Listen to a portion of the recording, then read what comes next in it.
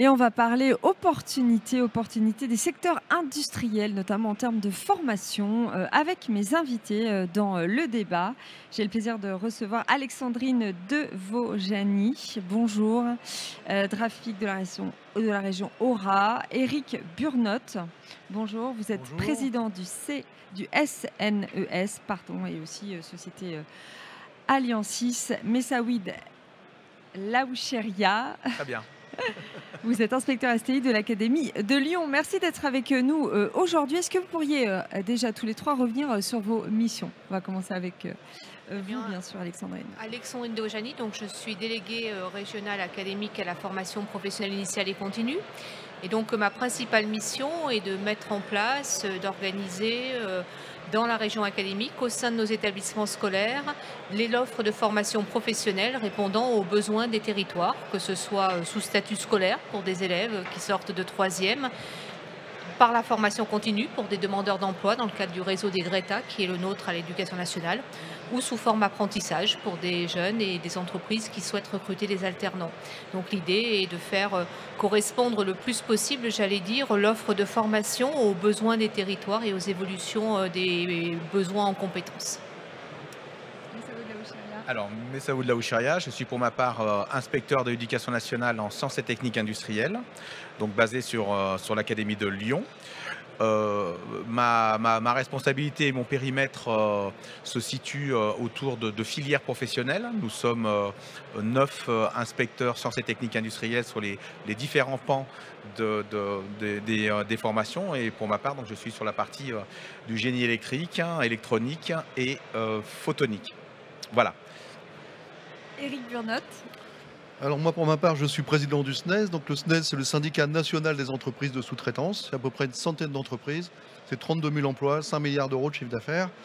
Et nous avons un besoin crucial d'élèves, d'étudiants formés en électronique, puisque pendant une longue période, l'éducation nationale avait décidé que cette formation n'était plus nécessaire. Et aujourd'hui, il y a des besoins qui sont extrêmement importants. Et donc je suis ravi de pouvoir échanger avec Messaoud, on se connaît, et donc de pouvoir comprendre en fait qu'est-ce qui a été mis en place sur le territoire, parce qu'on a nombre de mes adhérents ont besoin de remplacer du personnel qui part en retraite, puisque l'essentiel des entreprises électroniques ont été créées entre le milieu des années 70 et la fin des années 90. Et donc il y a une moyenne d'âge qui est relativement élevée.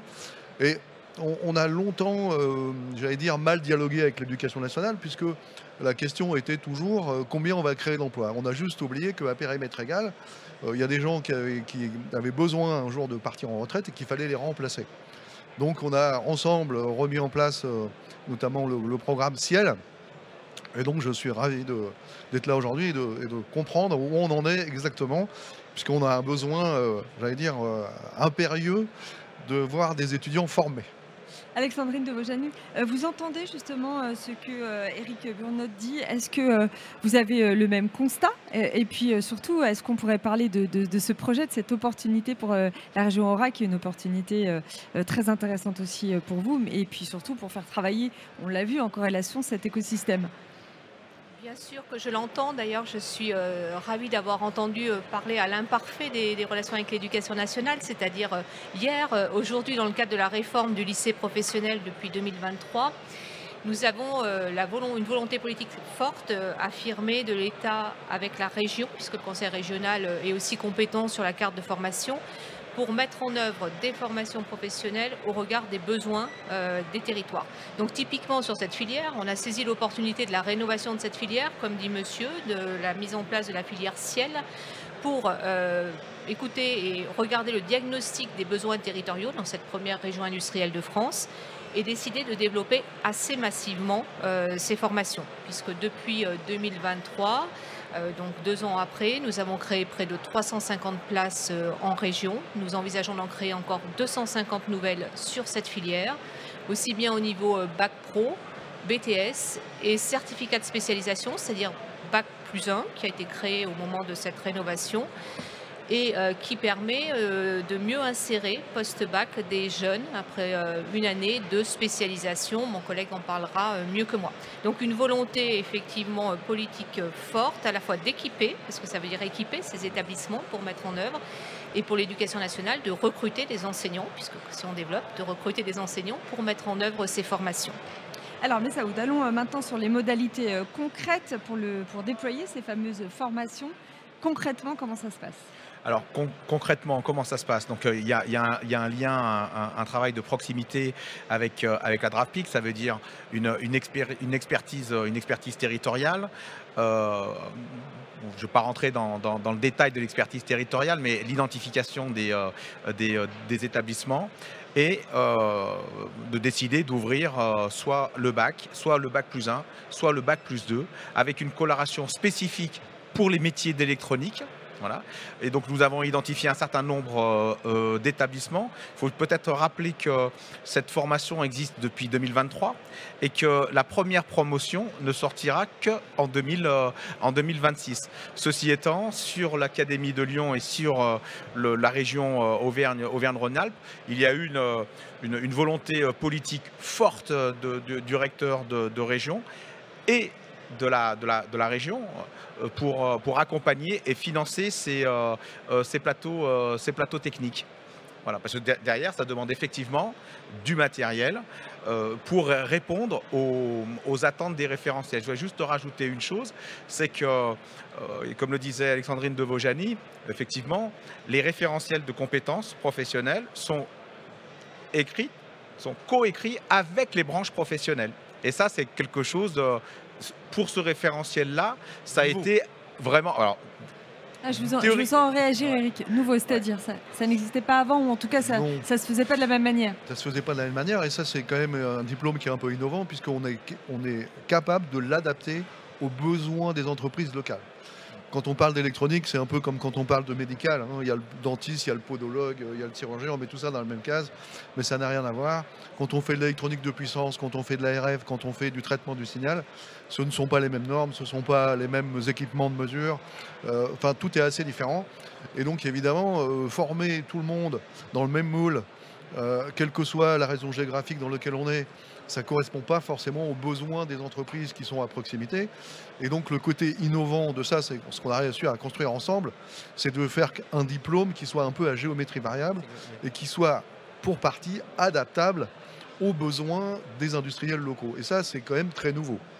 C'est vrai que par rapport à ce que vous dites, M. Burnott, c'est que les référentiels tels qu'elles ont été écrites, c'est à la fois sont précis et à la fois suffisamment génériques pour qu'en fonction des régions, en fonction du tissu local, on puisse colorer en fonction des entreprises et de la production locale. C'est vrai que la coloration, c'est quelque chose qui est vraiment d'actualité. Tout à fait.